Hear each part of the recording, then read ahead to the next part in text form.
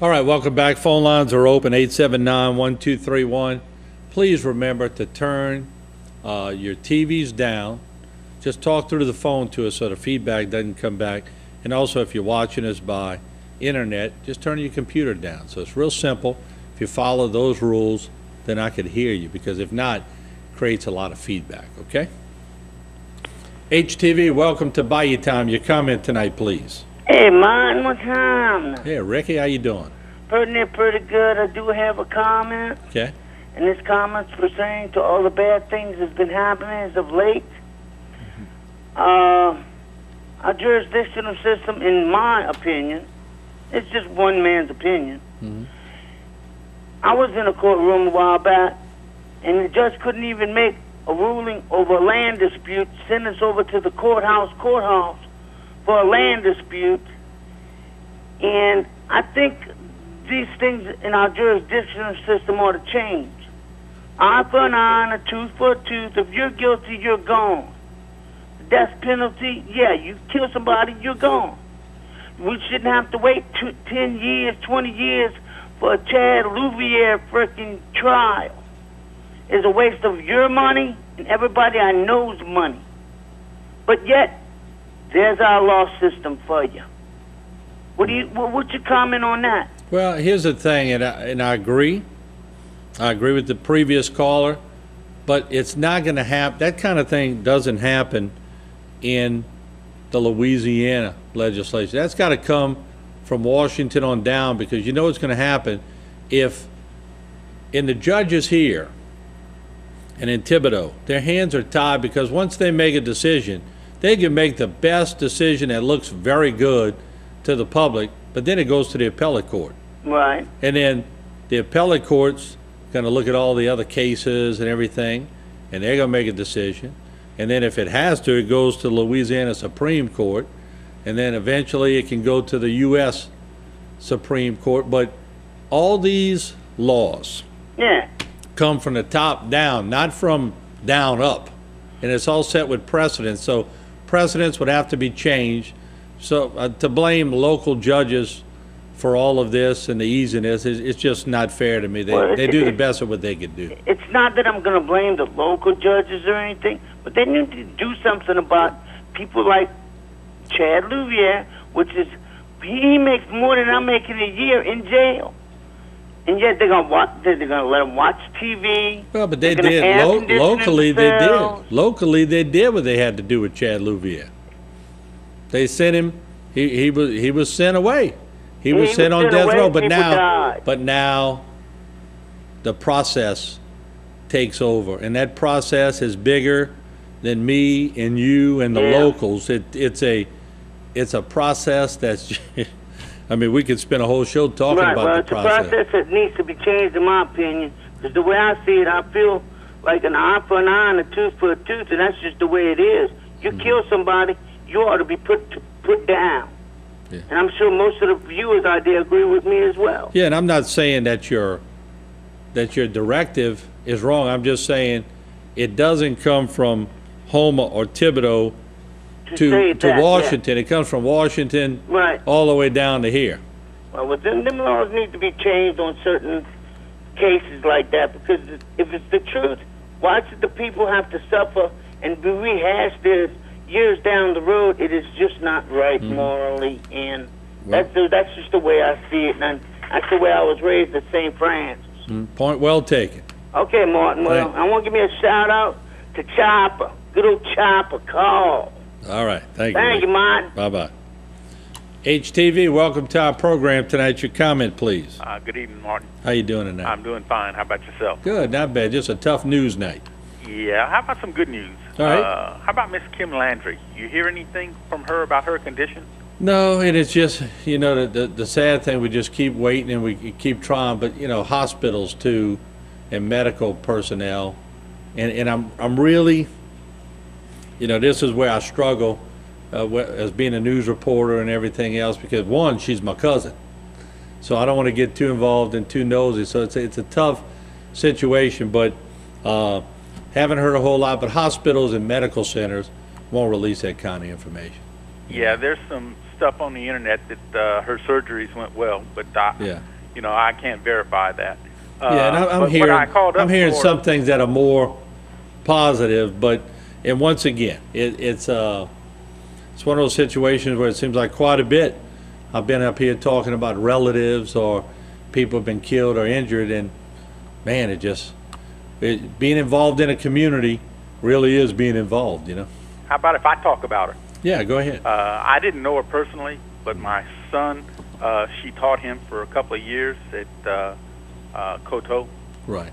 and my son loved her to death, and she loved him, and she loved her students, and she walked my son to the car every day in the evening when my wife would go to pick him up, and she was nice, and my wife said that they don't get no better than that. Good people. That was her words. Well, I can personally say this on a personal note. I know the family, and I know that whole side of the family. I mean, it just is down to earth, good people, and maybe I'm a little biased, but you're right. I mean, to me, it doesn't get any better than that either, but I'm very biased on that front, and just pray that she makes a speedy and healthy recovery, for sure. Yeah, well, this is an independent opinion. and I appreciate that. And so does the family. When my grandson heard that she had been hit like that, he wanted to take his baseball bat and go find who did it. Yeah. And I hope the sheriff's department can come up with something. Well, I want to commend. They had a young man from Evergreen, and I'm probably not. I didn't get permission from his parents to release his name because he is a juvenile, so I'll refrain unless they give me permission. But everyone at Evergreen and in that circle knows who stopped and called 911, and it was a young student from Evergreen, and I want to commend him without mentioning his name, and everybody knows who it is, so he did a good thing too. Yeah, thank God for that. As far as the two cases, the dismemberment of the young boy in Thibodeau, your heart goes out to the family.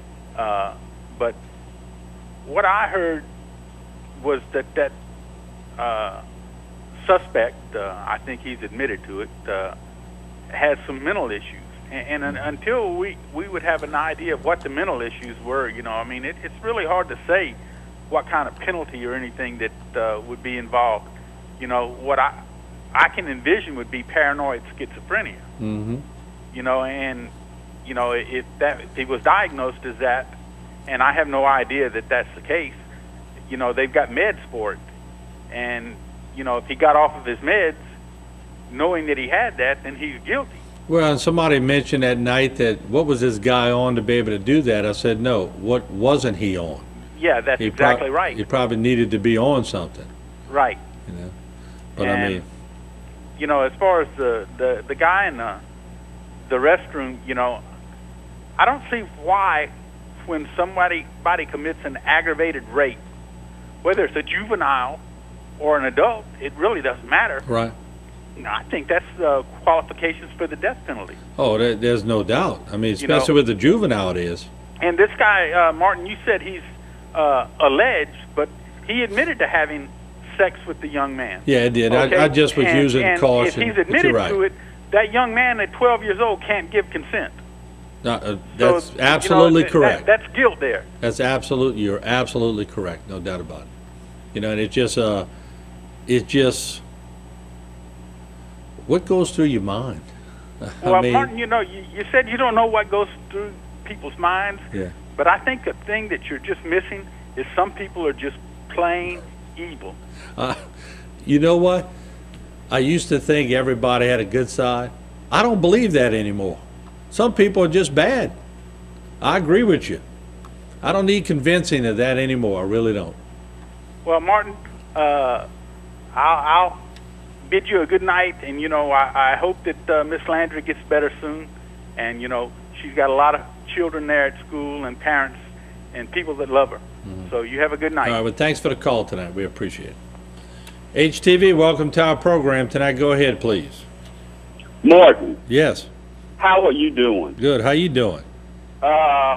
Pretty good, pretty good. You recognize the voice? I sure do. I figured you would. How you doing, Carl? I've been doing all right. You know, we're about ready to go back to Arkansas and tackle it again, brother. Just to let everybody know, Carl used to work here at HTV a long time ago. Oh, yeah. Yeah, you doing okay, though, huh? Yeah, we got to go back. You know, we came out of remission, but all of that aside, I called to ask you something else more important. All right. Did you hear about what happened to Louis St. Martin? I did, and I'm just waiting to get more, facts and on the thing. But yes, I did, and just to let everybody know, Louis St. Martin was involved in a plane crash. He was in Oregon, and he was going to buy another plane, and from what I understand, it was on takeoff that the plane crashed.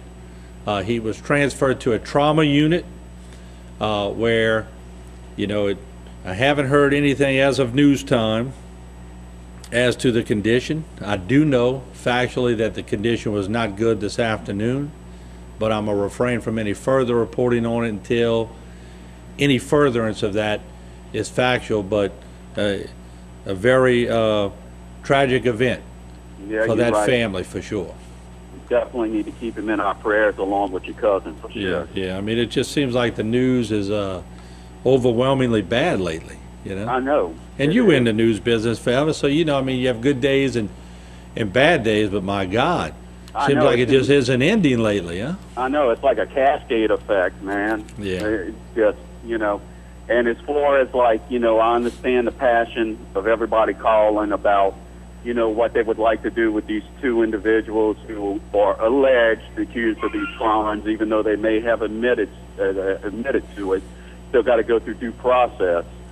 I understand their passion, but man, it's just brutal, just unbelievable that what one person could do a child, and then you're just over the shock of that, and then a week later you hear about what happens in this restaurant's bathroom. I hear about that last night, and it's what is happening to people? I mean, where's decency and common sense? I mean.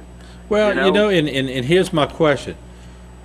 Let's not be fooled to think that kind of thing that happened at the restaurant wasn't happening in years past.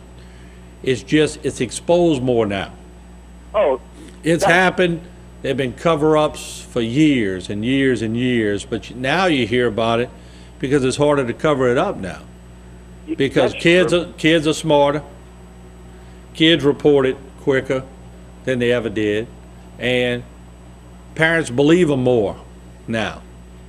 If you would do that back in the day, right, and you would say, so-and-so did this to me, sometimes the parents would say, oh, that person couldn't have done that. They're a law-abiding citizen. They would never do that. But nowadays, when a kid says something, people tend to listen a little bit more because of the media and because it's more believable that it could happen now. That's true. Simple as that. And I mean, as you know how the rumor mill is. Yeah. But supposedly this guy that did the Burger King deal, he was recently, from what you hear on the rumor mill now, rumors. Yeah. Supposedly he was questioned recently about some I guess we call it improprieties that may have occurred, or some indecent actions or something like that, a month ago. And it's how can, I know the police can't arrest somebody before they commit a crime, but how can you not keep an eye on somebody? Well, and that's the thing. That's the thing where it becomes very difficult for police, that their hands are tied until something happens. However, in this case, if this man went into Burger King and raped a 12-year-old boy, I would put all my bets on the fact that he's done something before. Oh yeah, no doubt, no doubt. But I can't prove that. That's true. You're right. You're right. And neither can the police if they didn't have anything, and that's where the problem lies. It's almost like, God, you hate to see it happen, but it might have been the first time he got caught. Yeah. So that's not place to blame. It's hard to do that. At least he can't hurt no more babies, Yeah, exactly. That's the one good thing about it. Well, look, man, I know you got a lot of calls tonight. You take care. You All be right, safe. Carl. Yeah, you And, doing? Hopefully your health is still good, huh? I'm sorry. Hopefully your health is still good. You're still fighting it, huh? Oh, yeah, I'm still fighting that cancer, man. I'm not going to, look, that's one thing. I'm not going to stop stroking. I'm going to keep it swimming as long as I can. All right, Carl. All right, you take care, and God bless y'all. Thank you. Bye-bye. All right, bye-bye. All right, we're going to take a break. When we come back, phone lines are still buzzing. A lot of people want to talk about different things. And it just brings a lot of emotion out in people, including me, including Jimmy, who'll be on tomorrow, and Jason, during the week. So this is something that as a community we all deal with. So we'll be right back. We'll talk more about it.